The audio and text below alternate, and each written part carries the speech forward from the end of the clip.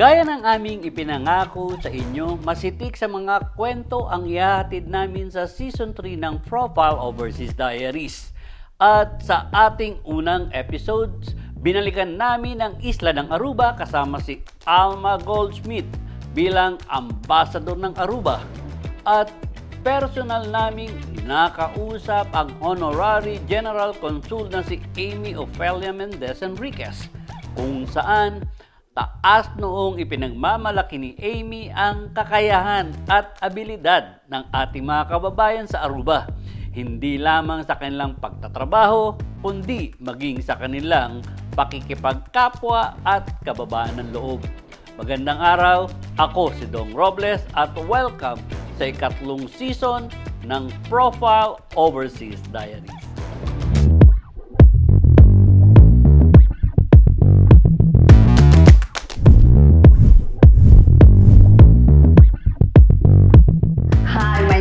Alma Goldschmidt. I am the host for tonight, our special episode for Profile Overseas Diaries. We are here in Aruba, very exciting, the one happy island. And of course, we have a very, very special guest here, or we actually are the guest in her office, our Honorary Consul General, Miss Ofelia Mendez-Henriquez. So we are here. She's one of the most important Filipino here in Aruba Island. It's very important to have her, what she share tonight for everyone else and her journey to become the Philippine consulate here in Aruba. So, good evening. Oh, hello. Hello, Alma. I am very honored that Alma asked me so that I can share a piece of what I am exactly doing here in Aruba.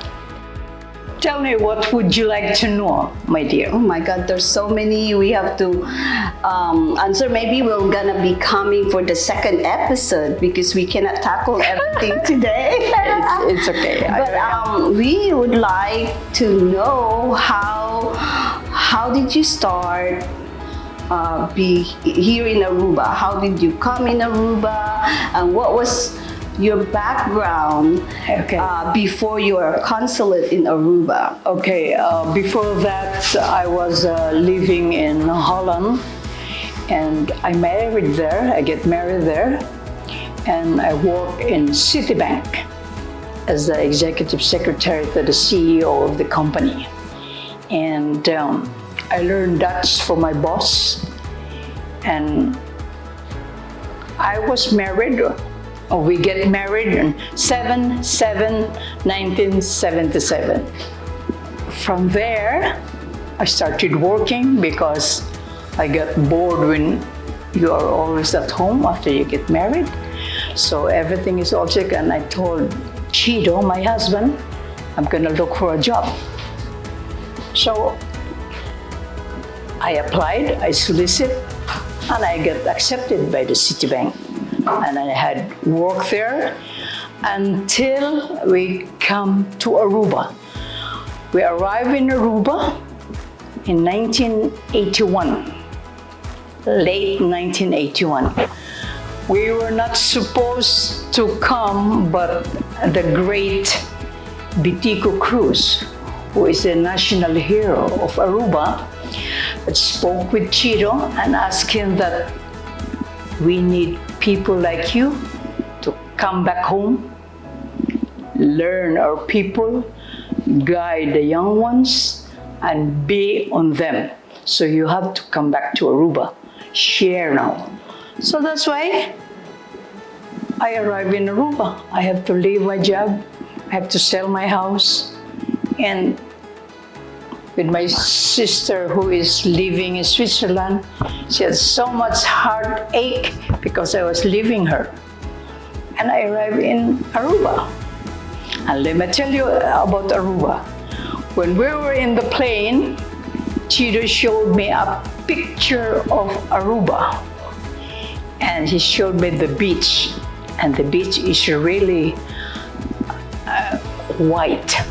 And I said, no, this shot is exposed, you know. When you take a shot that it become blurred, malabo na, Yes. because it's already old. Yes. And I said, yeah, it's like that.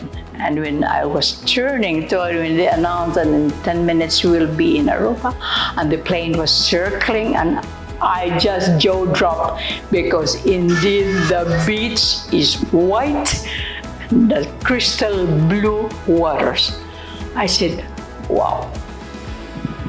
And when I arrived here, I said, you know, well, I already have a job, because prior to my coming to Aruba, my boss in Citibank had sent a Citibank in Aruba that, listen, you're looking for a good secretary, mine is coming there. Actually, her husband is dragging her to come to Aruba.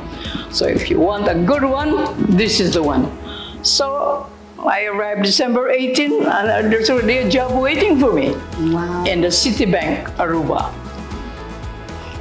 The boss at the time was Mr. Peter Vanica, and they were already happy. We're waiting for you, Amy, and all this thing. I said, yeah, let me first, you know, get accustomed with the family of my husband, because for my husband's family, I am an intruder. I'm an intruder. I am from other race. Maybe my culture is different. I'm too modern.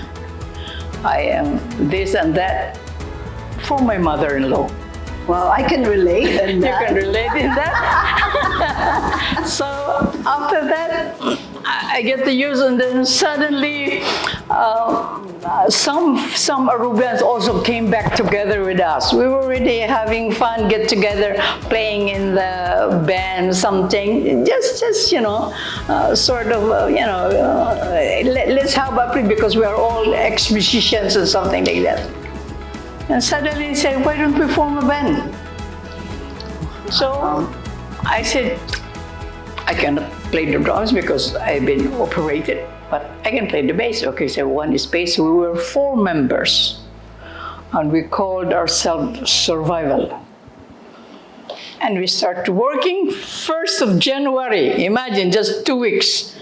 We started playing at Manchego Beach Resort. Yeah, I remember that. Like, Yeah. place. I mean, I know that place. The place, and the place, because they were all, first of all, the hotel, the club, the gym, that was Mr. Beamans, until now, he's still here.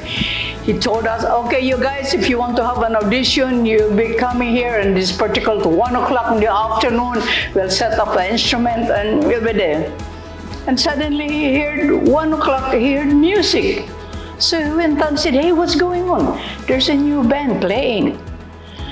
Wow. At 1 o'clock on time? That was something. So started playing and all this thing, and then very good. And the whole island was curious about me, because I'm the only bass player, a lady bass player, wearing mini and high heel. Thanks God my mother-in-law was not there, but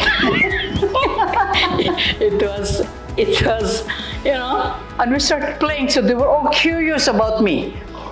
And starting that day, we got the job, and every time the place is packed, every night, they would start from Aruba Beach Club, from the parking space until the Manchego. It's full.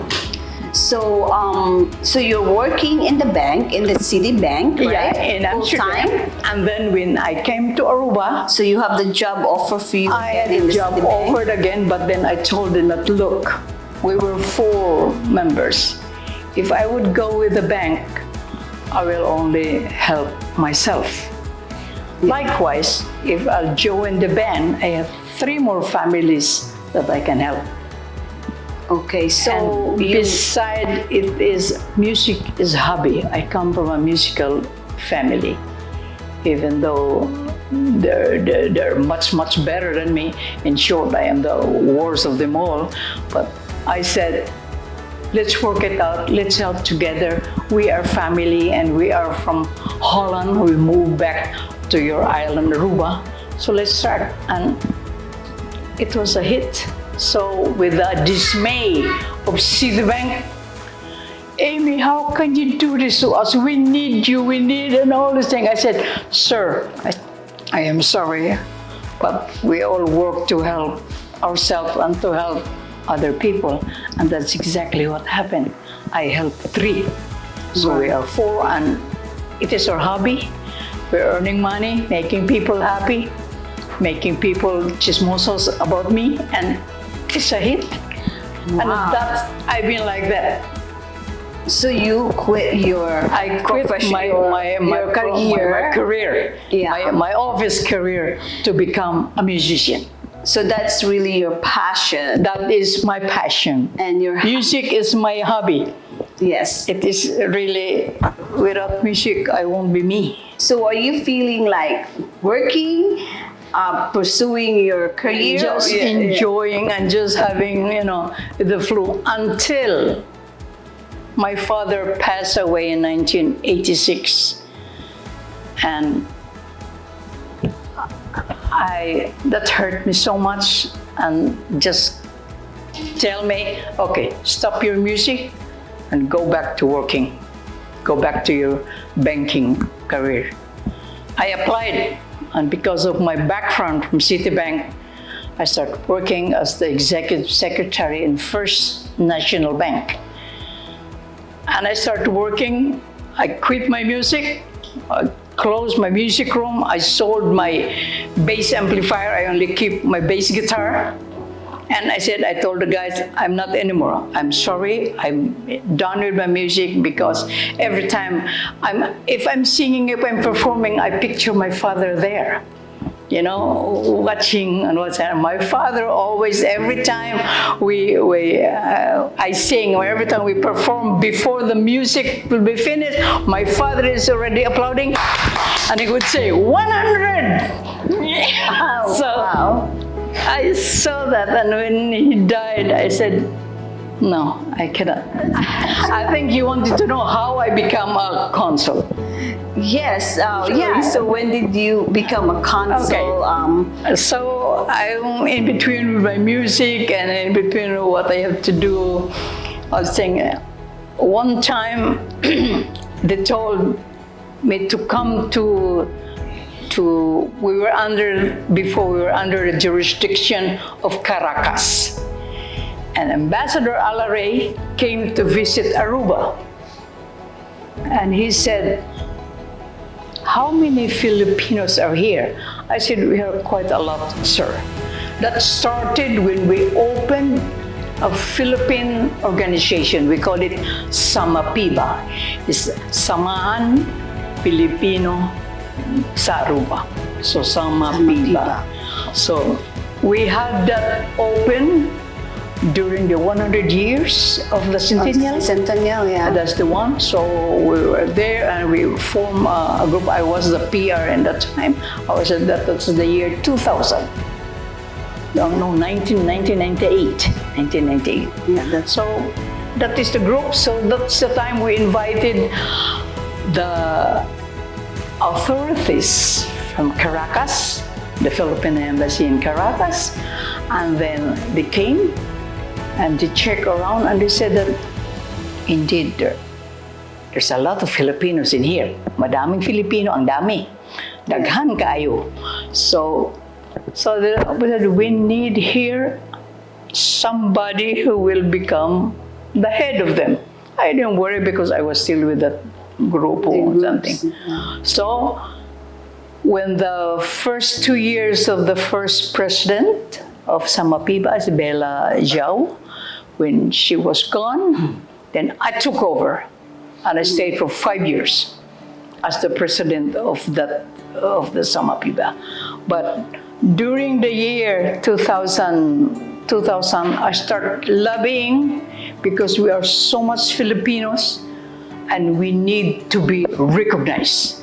And how you can recognize the Filipinos? By having our Independence Day to be known by the authorities and the rest of Caribbean. So I love it that we must have a flag raising. I love it for 2 years. I went to the different authorities, prime minister, governor, and some of those backup. And March and on June 12, 2003, that's the first time our Philippine flag was raised up. It was a complete protocol by the government of Aruba, with the presence of the governor, the prime minister, and all those authorities. And the first consul from Philippine embassy in Caracas came as our special guest of honor. We Filipinos, we are resilient people, but we are too polite that we do not speak bad against our bosses. And of course, when a Filipino start working, for example, a jewelry shop, Filipinos start working, and we Filipinos are master in those things. We know our trade. We know how to please people. We know all the things. So there we are. And this maid that started working started earning more commission, because she's nice, she's laughing, and as I said, we Filipinos, that's how we are. Yeah. And what happened? It ignite a friction between the other employees and this Filipina. So what they would do, they would call the immigration and say, listen, Busa, in Papiano or something, there's a Filipina working here, but her paper is as a maid. And now she's working in the shop, getting jewelry, getting commission, getting people, and every time the tourists will come and we look for her, and we don't earn nothing. So now, of course, if the immigration or the Guardia Costa had received a lot of calls, then they would come. And what they do to that girl, they will give her a warning. You stop working here, you go back to as a home. Philippines. No, not Philippines. Working at home as a domestic. Yeah. So now, after that, so now the boss said, no. How can this happen, Amy? I said, look, you asked her permit is to work as a domestic and not as a sales lady in with that falls to the skilled category. So she's not a domestic but skilled worker. And that conflict, you cannot do that. So you have to choose. Either you apply her as a skilled or you stick to her as a domestic. Mm-hmm. Okay. And that is one big issue. But little by little, they understand. And still, I get like yesterday, I got somebody who doesn't want to sign because, it's not supposed to. I have a law in Aruba and talk about law, and I become a master of the laws here in Aruba. So that was my first task, to be in those, to have those employers, between the relation between the job, employer and employee, especially the Filipinos. We are the best community in this island. And the police department, the immigration department had told me already, Amy, you're less problematic community. Because I always visit them every year. I visit them around February, after the Carnival, March, April. I check if there are any milagro, is there any issues about the Filipinos. I would like to know, so then I will tell them. I'll give them a katak to their head if they're doing something. I mean, no, nothing, Amy. So nothing from those smart. And they said, if only then the authorities will hear, like when the OWA, who recently came to Aruba, they hear that we are being carried, the Filipinos are being carried as the best community in this island.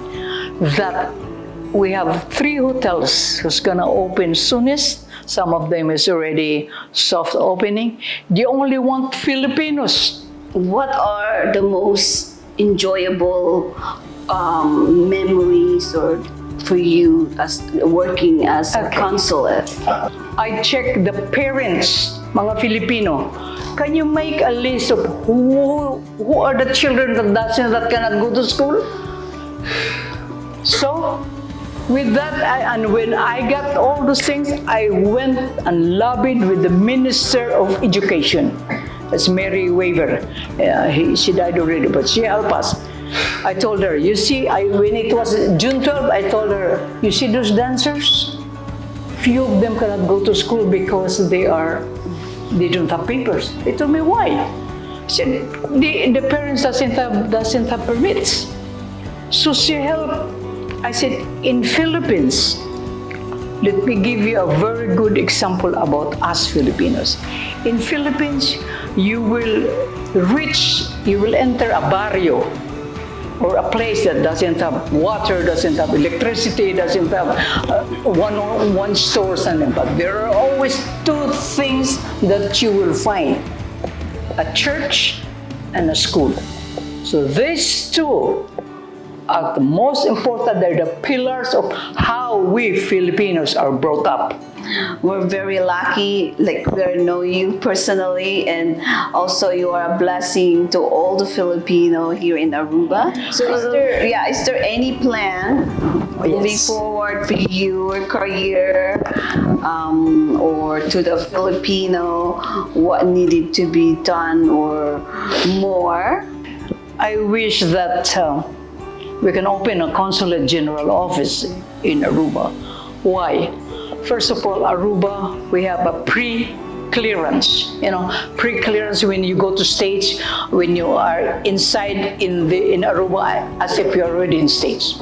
That's one. There are only 3 islands who have that gesture: Aruba, Bahamas, and Santo Domingo. Only 3. Now, they told me they cannot open a consulate general office because it needs 15,000 Filipinos. I have 5. Maybe the other small islands, 100, maybe we'll reach 15,000. It will be easier, faster to help the Filipino, the CARICOM, the Caribbean community of Filipinos, to be helped faster than Washington, London, or the Netherlands. If they need a problem, they come to Aruba. If there's a consulate general, they can fix it immediately, the papers to get a passport and everything what else, it's done. Then you have to wait for what is the outcome, when it can be sent from the FedEx and etc. and etc. I've been asking that since I became a consul. So that's 2007, 2008.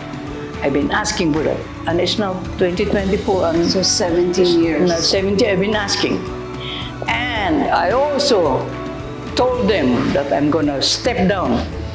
I'm gonna resign since 2019, and now I'm still here, and I'm even extended until 2027 because they said they cannot find yet somebody who can take my place.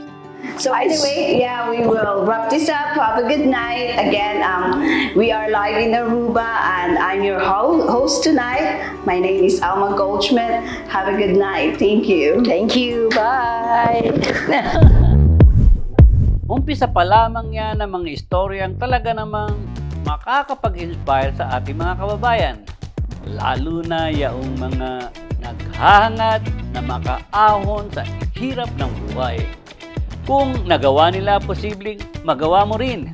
Dahil ang mga istoryang inyong napapanood ay hindi isang katang-isip lamang. Bagkus ito'y kwento ng tunay na buhay, tunay na karanasan na humuhubog sa atin para maging isang ganap na tao.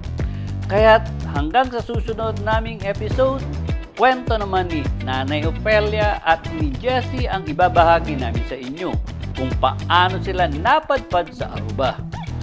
Dito lang yan sa Profile Overseas Diaries. Ako si Dong Robles.